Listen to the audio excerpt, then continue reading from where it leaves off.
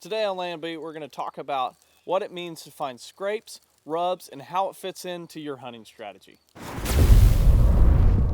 We get this question a lot with our consulting business, that when we're out on properties and we find rubs, does that mean we should hang a tree stand or place a blind?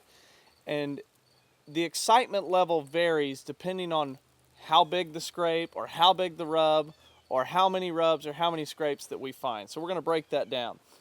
Generally, you're out walking through the woods and you find a little bitty twig or a small tree that's been rubbed. My excitement level goes about like, Cool.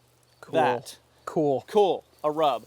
It basically tells me there was a deer here with antlers at some point recently. And that's about it.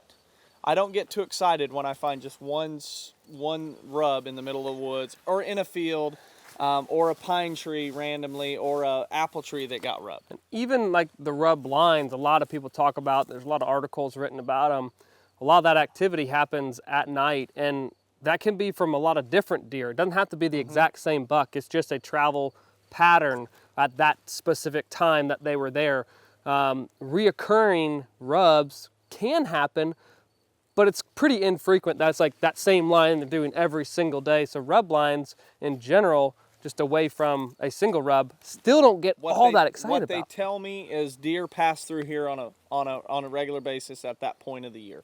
So from finding the one random rub to finding more rubs and going from almost completely unexcited to the most excited I can get for finding rubs, which isn't really that excited, is from one single one to a whole train of decent size rubs on the edge of a ridge. It tells me there's a buck that is coming through here, and this might be a terrain feature that he likes to use on a regular basis. Or it's several bucks coming through. Doesn't have to Could be be. a single, like the one buck.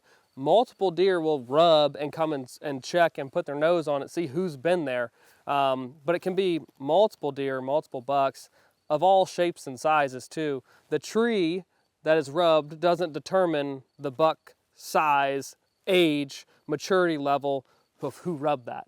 Yeah. Keep that in mind. That defies a lot of the kind of myths and stuff out there, but that's science, and that's what it tells us. The size does not determine the age of the buck who rubbed that tree. Yeah. Scrapes is where I get a little bit more excited. Not just on any old scrape either. A lot of times you're walking a food plot edge and you find a single scrape and you're like, oh, maybe I should hunt here. I'm guilty of that when I was a younger bow hunter, saying, hey, I found a scrape, let's hunt over it. Those happen if it's on a field edge, probably at night. It could be a one-time use.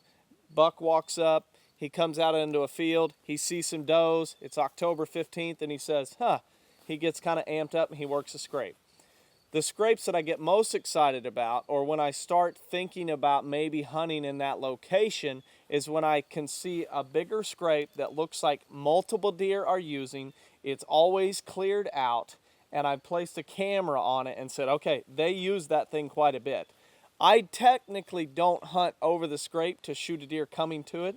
It's more about hunting that location that deer are frequenting and keeping the scrape within bow range, because if they're passing through or I have to grunt at that deer, there's a better chance that he might actually come and work the scrape.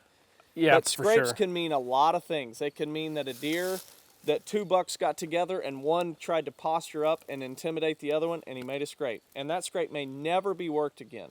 But scrapes that are in the timber just off a big feeding area or bedding area where deer are going to frequently come During daylight during as well. daylight, those are the scrapes to get excited about. And I think it's important to note like size, how well worn out it is. How you can tell based on how much rain or lack of rain that you've been having to know how often that thing has been worked. Sometimes you can see wet spots where they've urinated, and just again determine the activity level of that scrape and know, should I place a camera there? And again, the camera isn't necessarily going to say, or should tell you, that's the exact spot to hunt. That just tells you and gives you an inventory of the deer that are working one of the most active scrapes in that area. So you know who's in there.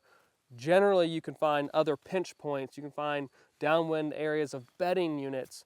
to be able to hunt and still harvest that deer. It doesn't have to be over a scrape, but scrapes are a great way to tell who's there and how frequently. And if it's bucks, so you could go into a food plot and see a lot of browse pressure, see a lot of deer scat, and not find any scrapes, and be like, it's probably a big group of does or bucks that aren't making scrapes. But if it's the end of October and there's a lot of deer sign and there's no scrapes, then we've got issues. So scrapes can indicate a lot of things.